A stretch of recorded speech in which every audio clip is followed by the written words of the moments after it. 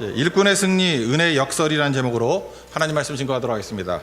길이 승리를 줍니다. 그러니까 이기는 길 가는 사람은 이기고요, 지는 길 가는 사람은 지게 돼 있습니다. 경부선 타면 부산 가는 거고, 호남선 타면 광주 가고 그러는 거 아니겠어요? 길이 결론을 나타내는 거죠. 그러니까 어떤 길을 걸어가는지를 보면 그 사람의 끝이 보이게 된다라는 것입니다. 이기는 길이 뭐냐? 예수께 가면 된다는 거예요. 예수님께 간다. 그게 은혜로 간다. 그 얘기하고 똑같은 거거든요. 이게 뭐 비슷한 얘기인지 모르겠지만 이런 거죠. 우리는 그냥 공식적으로 하나만 하면 돼요. 예수가 길이니까 예수님께 가면 산다. 우리 그 식당 봉사팀에 윤혜련 권사님이 계시죠. 뭐 잘 모르실 수도 있는데, 근데 지난 주간에 비가 많이 왔잖아요. 그래서 우리 교회 지하 주차장에 좀 이렇게 미끄러웠는가 봐요. 넘어지셨습니다. 그래서 다리를 다쳤는데, 저도 진통제를 먹어봐서 아는데 이 마약 진통제라는 게 무서워. 참 약이 좋은 거예요, 그죠? 아픈지도 모르고 여기까지 또 오신 거예요. 이렇게 왔다 갔다 하면서. 저도 진통제의 힘이라는 게 태어난 다음 날 설교를 할 수 있었어요. 그러니까 참 날아갈 것 같더라고. 그래서 다 보니까 그 성분이 다 마약이야. 제가 마약 중독자예요 지금. 그래. 끊어놨더니 지금 금단 현상이 벌어지고 막 그러는 것 같아. 사실 이게 기침하는 것도요, 마약 진통제 먹으면 딱 끊쳐요. 근데 계속 먹을 수가 없기 때문에 그런 거지. 그러니까 진통제의 힘이 대단한 거죠. 그래서 권사님이 여기 오셨어요. 오셨는데 다리가 막 붓고 이제 문제가 되니까 여기 고성 있는 병원에 가셨던 것 같아요. 갔더니 의사가 아주 무서운 얘기를 한 거죠. 뭐 관절이 가루가 되었다. 그죠? 인공관절 수술 빨리 하지 않으면은 뭐 큰 일이 있다. 같이 가신 분들도 어려움을 겪고 이렇게 긴장하고 그러는 거야. 본인이 얼마나 힘들었겠습니까? 그죠? 그래서 남편하고 아들 내려와서 이제 가셨는데, 제가 그게 첫째 날이었어요. 어제 아침에 전화를 걸었거든요. 권사님 어떠십니까? 그랬더니 이제 병원에서 이제 나오실 때더라고요. 그러면서 굉장히 밝은 얼굴로, 기쁜 얼굴로 그러더라고요. 아니, 거기 있던 모든 사람들이 자기 부정적인 얘기를 했는데 딱 한 사람만 다른 얘기 하더래. 서울 가면 이야기가 달라져요 그러더래. 서울 가면 이야기가 달라져요. 제가 고성병원 무시하는 게 아니에요. 서울 가면 이야기가 달라져요. 그게 우리 사모였거든. 근데 진짜 그 말대로 갔더니 이거 기부수 좀 하면은 낫는 거지 왜 인공관절을 넣습니까? 그러면서 소망적인 얘기를 들었다, 그런 얘기예요. 제가 여기서 알 수 있는 게 뭐냐 하면, 우리 사모가 뭐 똑똑해서 그런 것도 아니고, 그러니까 이게 하나님 말씀에 대해서 배운 기본 원리죠. 우리가 뭐 의료를 뭘 알아? 아무것도 모르는데, 하나 확실한 건 뭐냐 하면, 비전문가는 최고의 능력 있는 전문가한테 가면 얘기가 달라진다. 이거 하나 배운 거죠. 우리 식으로 얘기하면 뭐예요? 예수님께 가면 길이 달라져요. 예수님께 가면 이야기가 달라져요. 이게 은혜라고. 여러분 그거 믿습니까? 여러분 4명의 친구들도 마찬가지 아니에요. 뭐 중국병 환자 어떻게 고쳐요 그거를? 근데 어떤 하우투는 몰라요. 그렇지만 예수님께 가면 이야기가 달라져요. 이거 하나 붙들면 된다고. 여러분도 각 교회 상황을 가면은 우리가 뭘 다 알겠어. 근데 이거 하나 얘기할 수 있죠. 다 부정적인 얘기를 할 때 예수님께 가면 달라져요. 여호수아 갈렙이 그랬죠. 다 우리 뭐 망한다, 뭐 우리는 메뚜기 같다, 뭐 별소리 다 할 때 예수님께 가면, 하나님께 가면 이야기가 달라져요. 저들은 우리 밥이 돼요. 그게 다른 얘기죠. 그러니까 우리 그 얘기 하나만 할 수 있으면 돼요. 예수님께 가면 이야기가 달라져요. 그러면 다 변화가 된다는 것입니다. 그게 은혜예요, 은혜. 그래서 은혜 없이는 승리가 없다. 그게 첫 번째 우리 이야기고 제일 큰 내용이 될 수 있다라는 것입니다. 여기 은혜를 헛되이 받지 말라라고 하는 얘기는 뭐냐면, 먼저 제가 설명만 하지 말고 한번 읽고 할까요? 1절 한번 읽겠습니다. 시작. 우리가 하나님과 함께 일하는 자로서 너희를 권하노니 하나님의 은혜를 헛되이 받지 말라. 그러니까 우리 일꾼이잖아요. 일꾼. 지금 하나님과 동역자인데, 일꾼들이 깨우쳐야 될 게 뭐냐 하면 하나님의 은혜를 헛되이 받지 말라. 그 얘기는 은혜가 중요하다는 거죠. 은혜가 뭡니까? 일단 3가지 조건이 있죠. 자격 없는 내가 위로부터 값없이 받는 거. 3가지 조건이죠. 자격 없다, 위로부터 값없이. 이 3가지 조건이 은혜의 조건인데, 그러니까 예수님께 가면 된다. 그게 은혜지 뭐 딴 거예요. 그러니까 은혜를 받았습니다. 그럼 그걸 헛되이 받으면 안 된다는 거죠. 어제 살폈던 게 그거죠. 우리가 일이 되는 사람의 특징이 뭐냐 하면은, 뭐 첫 번째는 미친 사랑이 있어야 된다 그랬죠. 이게 사랑의 조건이 막 불타오르면 일이 돼. 그리고 그 새 창조의 능력을 가지신 예수님, 새로운 피조물을 만드시는 분, 그러니까 예수님께 가면 능력을 받잖아요. 그러니까 이게 뭐예요? 은혜는 그거라고. 예수님께 가면 예수님의 그 미친 사랑을 우리가 받게 되고, 사랑하니까 뭐 뭐든지 다 할 수 있죠. 능력 받으니까 없는 것도 있는 것 같이 부르시고. 그렇죠. 그러면 그거 가지고 이제 할 일이 뭐죠? 화목이 뭐라 그랬어요? 교환가치라 그랬죠. 교환가치. 화목하는 것을 위해서 우리가 부르심을 입었다. 근데 교환 안 하고 막아놓으면 은혜를 헛되이 받는 거죠. 그런 거죠. 제가 볼 때 은혜를 헛되이 받은 대표적인 게 요한복음 21장에 보면은 베드로하고 7명의 제자들이 우리는 고기나 잡으러 가자 뭐 이런 얘기가 나와요. 21장 3절에 보면은. 근데 그게 부활의 예수님이 제자들에게 세 번째 나타나신 사건이라고. 그러니까 십자가도 경험하고 부활도 경험했습니다. 은혜 받은 거죠. 우린 다 못 받잖아요. 근데 걔네들은 다 받잖아. 근데 세 번째쯤 되면은 이제 은혜 받은 사람으로서 이걸 교환을 하든지 흘려보내든지 뭐 이래야 될 거 아니에요. 그런데 자기 생각하는 거죠. 자기 생각. 먹고 살 길이나 생각하자. 그게 은혜를 헛되이 받은 거죠. 아니 부활을 두 번 보고 세 번째 본 사람이 고기 잡으러 가자 그러면 돼? 사람들이 예수님 부활하셨다고 외치든지 부활의 능력 가지고 뭐 사역을 하든지 뭐 이래야 되는 거 아니에요? 근데 고기나 잡으러 가자. 이게 은혜를 헛되이 받은 거라고. 제가 그랬잖아요. 교환 가치 없으면 문제가 된다고. 하나님이 우리에게 능력 주시고 뭐 돈 주시고 건강 주시고 다 줬는데 이거 쌓아두면은 어떤 일이 벌어집니까? 썩는다니까. 여러분 이틀 동안 우리 첫째 날은 이 집사님이 헌금을 하셨고 어제는 김 집사님이 헌금을 하셔가지고 많이들 받았죠. 예, 그래서 제가 그러잖아요. 하루 안에 다 쓰라고. 이게 만나 원리거든. 그리고 화목제 원리예요. 화목제가 뭔지 알아요? 이게 소를 잡아가지고, 그러니까 예를 들어서 우리 집에서 4식구예요. 소 한 마리를 잡는데 조금만 그냥 500kg짜리를 잡았다 갑시다. 아니 500kg를 한 가족 4명이서 어떻게 먹어? 근데 화목제의 제물의 특징이 뭐냐면 하룻밤 지나기 전에 다 먹어야 돼요. 그 얘기는 뭐예요? 누구 나눠줘야 된다는 소리 아니야. 안 그래요? 뭐 한 사람이 아무리 돼지같이 먹어도 10kg를 먹겠어? 5kg를 먹겠어? 5kg를 어떻게 먹어? 그죠? 아니 5kg 먹었다 할지라도 4식구면 20kg잖아요. 그러면 500kg를 어떻게 먹겠냐고. 그걸 하룻밤 안에 먹으라고 주님께서 강요하셨다고. 먹어야 된다. 그게 화목제예요. 먹어야 된다. 그 얘기는 뭐예요? 동네 사람 다 먹여야 되고 지나가는 사람 붙들어 놓고 이거 먹어야 된다고. 오늘 안 먹으면 안 된다고. 그러면 화목이 이루어진다라는 거예요. 흐름과 교환이죠. 그죠? 그래서 화목제를 드리면 배고픈 사람이 다 배부르게 돼 있고 먹다 보면은 원수되었던 사람들이 화해가 되는 일들이 벌어지게 된다는 것입니다. 그래서 주님의 원리가 그런 거라고. 우리도 하나님께서 능력을 왜 주셨어요? 은혜를 왜 주셨어요? 이거 나도 혼자 가지고 있으면 막히는 게 된다고. 그러니까 흘려보내야 되고 교환해야 되고 나누고 그거 하는 거예요. 그래서 여러분들 아마 이번 성격 끝나고 나면 인생이 바뀔걸? 아마 하나님께서 더 은혜 부어주실 거예요. 왜 그러냐? 흐르거든. 이제 교환할 줄 알거든. 가치를 알게 되거든요. 그게 은혜의 모습이다. 은혜를 헛되이 받지 않는 것이다. 그 내용들을 붙들었으면 좋겠습니다. 그런 거고 또 하나는 2절 한번 읽겠습니다. 2절 시작. 이르시되 내가 은혜 베풀 때 너희에게 듣고 구원의 날에 너를 도왔다 하셨으니 보라 지금은 은혜 받을 만한데요. 보라 지금은 구원의 날이로다. 타이밍이죠. 그러니까 즉시 받아야 된다가 즉시. 제가 어제도 말씀을 드렸지만 이런 거예요. 안 되는 사람은 조건에 관계없이 안 돼. 예를 들어서 과거가 상처를 입었어. 그래서 상처를 입어서 지금 못한대. 그리고 과거에 풍요로움이 있어. 그러면 지금 너무 풍요로워가지고 이게 준비가 안 돼 있대. 그러니까 안 되는 거죠. 제가 볼 때 결혼이 어려운 시대라 그랬잖아요. 이 시대가. 이유가 뭐냐? 미친 사랑이 없기 때문에 그렇다니까. 그 미친 사랑이 없다는 건 뭐냐면 현재를 못 살아요. 뭐 영어 말장난 있잖아요. 프레젠트가 프레젠트라고. 현재가 선물이라고. 현재를 못 살아. 까르페 디엠 뭐 이런 것도 들어봤죠. 현재를 못 사는 거. 이유가 뭐냐면 과거 때문에 하여튼 간에 풍요로워도 풍요롭기 때문에 지금 못 하겠다는 거고 그 다음에 상처 때문에 지금 못 한다는 거예요. 이 성경 못 오는 사람들 보면요. 첫째 바빠서 못 온대. 바쁘다는 건 일이 잘 된다는 얘기죠. 예, 잘 돼서 못와. 또 하나 아파서 못 온대. 안 된다는 얘기죠. 예, 아파서 못와. 그 다음에 낙심해서 못와. 그러니까 잘 보세요. 뭐 더 설명 안 할게요.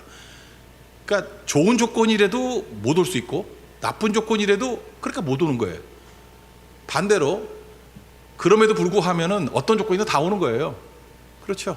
아파가지고 뭐 할 일이 없으니까 그저 힘 모아가지고 올 수 있다라면 올 수 있는 거고 하나님께 내게 축복과 은혜를 주셔서 넉넉하니까 이제 흘려버릴 수 있기 때문에 올 수 있다고. 그래 여러분들 남의 것을 바라볼 때는 저 사람은 저런 조건이니까 할 수 있지 이런다고. 그러니까 바쁘다 그러는 사람은 한가하니까 성교 나가지 이렇게 얘기한다고. 그러니까 조건에 관계 없다니까요. 하면 되는 거예요. 뭐 미친 사랑이 있으면. 그러니까 즉시 해버리십시오. 미루지 말고. 그러니까 조건에 관계없이 하는 것들을 훈련하는 거 그런 것들이 너무너무 필요하다라는 것입니다. 출애굽기를 한번 쭉 읽어보세요. 나 되게 웃겼는데 출애굽기가 우리 같아요. 막 고통스럽잖아. 그래서 부르짖었대. 그래서 하나님 응답하셨죠. 막 기도했더니 응답하셨대. 그래서 출애굽시켜 줬잖아요. 백성들이 좋아했을까요? 아니 내가 어렵다는 얘기지 애굽을 포기하라는 얘기는 아니야. 이렇게 나온다고. 아니 어렵다 그래가지고 애굽에서 내보냈더니만 그 다음에 또 그게 싫대. 아 내가 애굽에서 힘들다는 얘기지 언제 애굽에서 꺼내달래요? 이런다고. 그 다음에 가나안을 향해서 가잖아요. 그래서 가나안을 올라가라 그랬더니 또 싫대. 아 내가 광야가 힘들다는 얘기지 내가 목숨 걸고 가나안에 들어가겠다는 얘기는 아니지. 그래서 출애굽기 쭉 읽어보라니까 매 순간마다가 다 원망이야. 매 순간마다가 다 어떤 불만이고. 근데 우리 눈으로 볼 때 매 순간이 다 기적이거든. 이거 미친 놈들 하니까 이거 홍해가 갈라지고 만나를 주시고 뭐 메추라기 주시고 불 켜는 거 구름 켜는 거 인도하시고 모든 조건을 다 주셨는데 그럼 우리는 은혜 아니에요? 근데 싹 잊어버려. 은혜를 오늘로 적용을 못해. 오늘로. 그래 여러분들 잠깐 미루지 말아요. 뭐 다음에 뭐 한다 그러지 말고 그냥 즉시해요. 오늘 기뻐하고 오늘 하고 뭐 밥 산다 그러는 거 믿지 마. 오늘 사. 오늘 밥을 살려면 그렇죠. 오늘 다 하라고. 사랑도 오늘 하고요. 그다음 격려도 오늘 하고 그다음 희생도 오늘 하고 오늘 해야 되는 거예요. 그래서 잠깐 미루지 않는 거 그게 중요한 거라고요. 그래서 제가 볼 때 1절과 2절이 우리 답이야. 은혜를 헛되이 받지 마라. 하나님께서 우리에게 공급해 주신 모든 것들을 다 어떻게 해야 돼? 빨리 교환하라는 거야. 교환. 화목하는 데 쓰라는 거야. 화목하는 데. 그리고 또 요한복음 버전에 가면은 생수의 강이 흐르듯이 흘려보내는 거예요. 흘려보내는 거 하라는 거예요. 그러니까 받으면 흘려보내고 받으면 흘려보내고. 여러분 보세요. 수도관이죠. 수도꼭지. 수도꼭지의 특징이 수도관의 특징이 뭐예요? 다 흘려보내는 거죠. 다 흘려보내는 게 당연한 거지. 근데 만약에 이게 반만 흘려보낸다 그러면 뭐라 그래요? 그게 내가 물을 쌓아뒀다 그러나 막혔다 그러지. 하나님께서 여러분들에게 그래요. 뭐 이렇게 잠깐 쌓아두잖아요. 하나님이 돈을 줬는데 돈도 쌓아두고 능력을 주는데 능력도 쌓아두고 건강을 줬는데 건강도 맨날 쌓아두고 그러면 여러분들이 저축했다 그러는지 모르지만 하나님 막혔다 그래. 이 막힌 놈아 흘려보내야지요. 뻥뻥 뚫려야 될 거 아니에요. 그래 다 흘려보내면 돼요. 다 흘려보내면 또 주셔요. 또 주시고. 우리는 축복의 통로라 그러잖아. 통로가 뭐예요? 수도꼭지지 뭐 딴 거야. 수도꼭지의 특징은 다 흘려보내야 된다니까. 잠깐만 남겨두려고 그러지 말고. 남기면 썩는다고 마태복음 6장에 나오잖아요. 하늘에 보화를 쌓아두라고. 여기 있으면 뭐 종과 동록 도둑놈이 와서 다 없애버린다고. 그래서 제가 어제도 그런 작은 훈련을 하는데 아직도 그 팀장이 띨띨해가지고 그 먹으라는 돈도 못 쓰는 팀이 있지. 분명 있어. 내가 볼 때 분명히 그 사람은 아직까지 훈련이 안 돼 있는 거야. 쓰라면 써야 되는데 그걸 못 쓰고 그것도 준 것도 못 써. 그래 자기 걸 어떻게 쓰겠어? 맨날 쌓아두다가 비참하게 죽는 인생 되는 거지. 하여튼 하나님이 주신 거 지금 쓰는 훈련을 해야 돼요. 쓰는 훈련. 쓰라고 줬잖아요. 그럼 써야지. 그걸 흘려보내라고 하면 흘려보내고. 그래서 막힌 인생이 아니라 뻥뻥 뚫린 인생이 돼야 된다는 것입니다.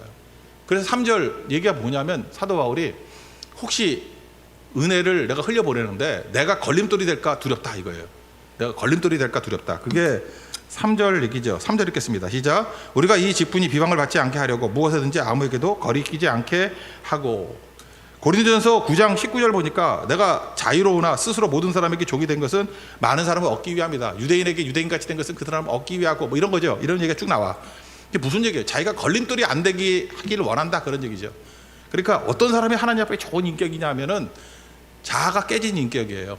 잠깐 자존심 강하고 뭐 이렇게 자기를 드러내고 이러면은 그게 걸림돌이 된다니까. 뭘 시켜놓으면 맨날 싸우고 뭘 시켜놓으면 맨날 자존심 상한다 그러고 뭘 시켜놓으면 그 자기를 못 이겨. 자기를. 그러니까 자기가 최악이거든요. 그러니까 자기를 죽여버려야 돼. 가루 만들어 버려야 돼요. 그럼 제일 잘 쓰임 받잖아요. 바울은 그렇다고. 요나 보세요. 요나가 하나님 통로가 못 되잖아. 자아가 너무 강하니까. 지가 다 결정해. 하나님께서 니네왜 가랬더니 다시 간대. 안 된대 저거. 그러니까 못 쓰임 받죠. 수도꼭지라니까. 수도꼭지가 뭘 자기 뜻이 있어. 그냥 하나님이 하라면 되는 거고 주면 흘려보내면 되는 거고. 지금부터 그 훈련하라고요. 하나님이 기도해보라고. 하나님 나에게 한번 실험해봐. 나에게 지금 10배를 한번 줘보세요. 그럼 내 10배를 다 흘려보낼게요. 한 번만 해봐. 한 번만 해보라고. 그 하나님 분명 10배 주실 거라고. 근데 그 중에 10% 정도나 다 흘려보낼걸? 90%는 안 흘려보내니까 다시 도루묵. 맨날 그러고 사는 거야. 보라니까요. 다 흘려보내보라니까. 그러면 하나님께서 그 다음 단계, 그 다음 단계, 그 다음 단계를 올려보내는데 이게 말로는 쉽지만 사람이 제일 두려워하는 게 축복이에요. 축복을 받으면 두려워해. 부들부들 떨어. 절대 흘려버리지 못한다고. 그러니까 이 흘려보내는 모습들 이런 것들이 있어야 된다고요. 여러분 그 한자 그냥 풀이하면 이런 거예요. 그 요셉 있잖아요. 요셉이 창세기 39장에 보니까 뭐 노예로 팔려가고 감옥에 들어가고 그래도 형통한 자가 되었다 그러잖아요. 하나님께서 형통을 받다. 형통이란 말이 뭐냐 하면은 막히지 않고 잘 뚫린다. 그런 뜻이에요. 형통이. 그러니까 여러분들이 형통한 인생이라는 게 뭔지 알아요? 많이 받은 게 형통한 인생이 아니라 요셉을 보세요. 뭘 주면 다 흘려보내잖아. 그죠? 주면 다 흘려보내잖아. 그러니까 형통한 인생이에요. 그 형통의 반대가 뭐야? 막힌 인생이야. 꽉 막힌 인생. 뭘 줘도 못 써. 그 줘도 맨날 썩기나 해. 그죠? 냉장고 속에 처박아 놓고 썩기만 해. 그래서 그냥 벽돌 음식 만들어 놓고 그 좀 먹이지 좀 나눠주지 좀 아니면 좀 싱싱할 때 줘버리지. 그러니까 그런 인생이 돼야 되는 거죠. 몸도 마찬가지 아니에요? 나는 뭐 의사가 아니니까 뭐 동맥경화 이런 거 피 안 통한다 그런 얘기 아니야? 안 통해서 좋을 게 뭐 있어요? 어제도 제가 밑에 있다 보니까 어떤 학생이 뭐 배가 아프다고 왔다고 소화불량도 그거 아니에요? 안 통하는 거 아니야? 소화기도 이게 잘 통하는 게 건강한 거고 피도 잘 통하는 게 건강한 거고 하나님이 여러분에게 축복을 줘도 잘 흐르는 게 건강한 거 아니에요?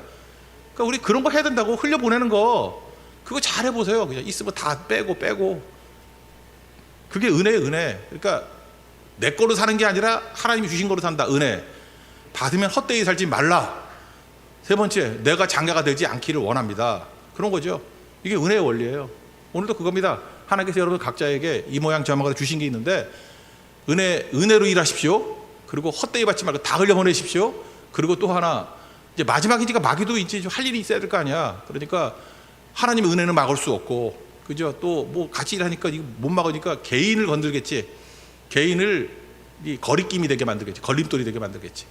괜히 뭐 신경질을 내든지 화를 내든지 뭐 삐지든지 뭐 이러면은 그게 하나님께서 그 걸림돌 되게 만드는 막의 장난이라고. 하나님 은혜의 장난.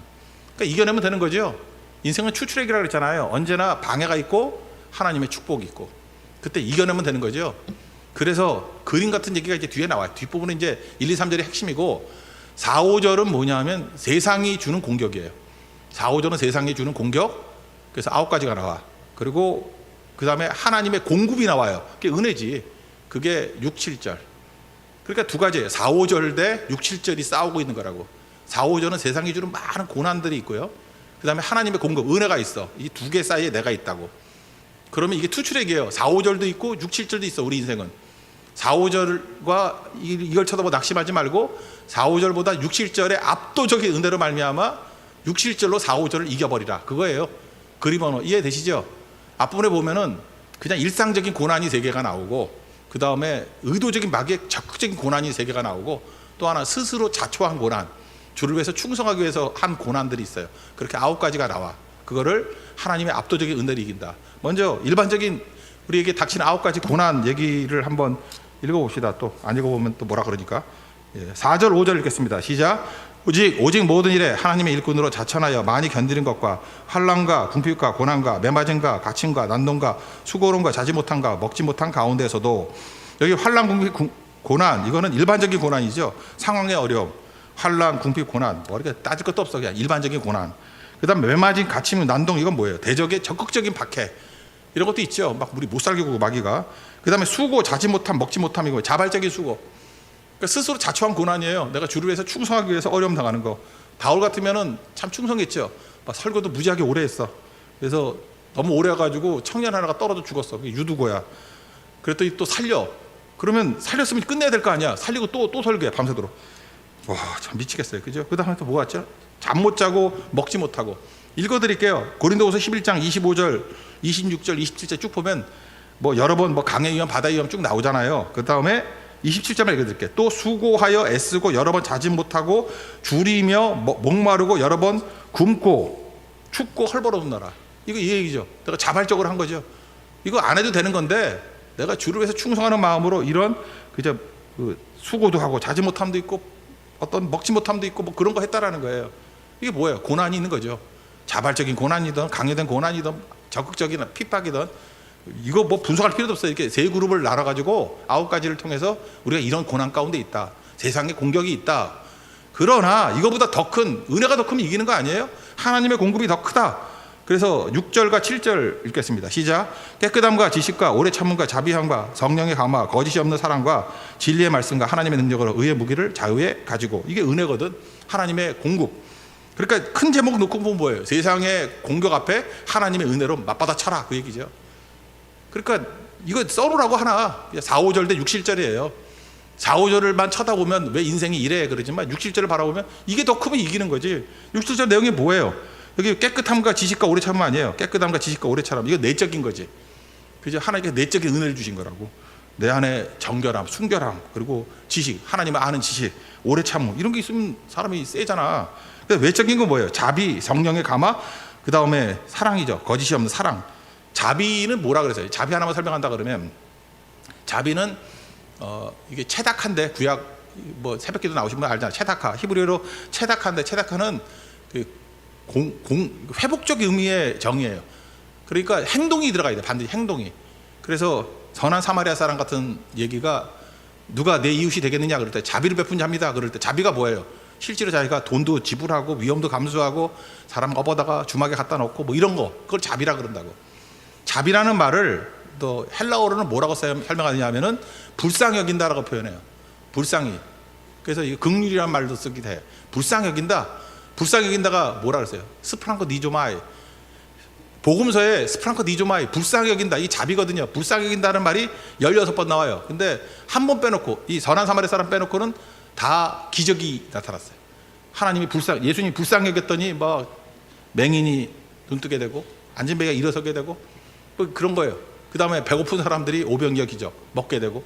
그러니까 불쌍히 여기는 거, 그 자비의 자비. 그러니까 자비는 뭐예요? 우리 마음 가운데도 불쌍히 여기는 마음을 주셔서 행동하는 게 자비라고. 그러니까 이게 하나님의 은혜 가운데 자비가 있어야지.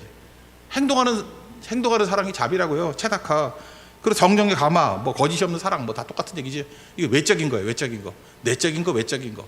그리고 마지막 두 가지는 말씀과 능력이라 하는데, 성령의 능력이겠죠. 진리의 말씀과 하나님의 능력으로 의의 좌우의 무기를 가지고 있으라고. 그게 다 포괄하면 뭐예요? 은혜죠, 은혜. 압도적인 은혜를 받아가지고 현실의 문제를 이겨내라. 여러분 그럴 수 있습니까? 그게 성령의 사람의 삶이라는 거예요. 그러니까 1, 2, 3절의 핵심인데, 은혜를 받아가지고 이렇게 세상의 공격에 대해서 압도적인 은혜를 이기라는 건 뭐예요? 어떻게 해야 되죠? 은혜를 흘려보내야 되고 은혜를 교환해야 될 거 아니야. 그러니까 하나님 답답해 주는 거예요. 우리가 세상에 이기라고 무기 주고 은혜 주고 뭐 능력 다 줬다고, 그러면 교환하고 흘려보내면 이기는데 그걸 안 해. 그러니까 누구 문제예요? 세상 문제가 아니라 우리 문제잖아.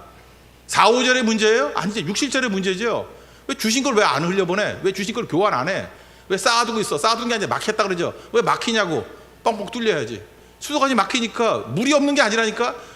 수도꼭지가 막힌 거지. 수도꼭지가 누구예요? 나라고. 나. 이 썩을 놈의 나.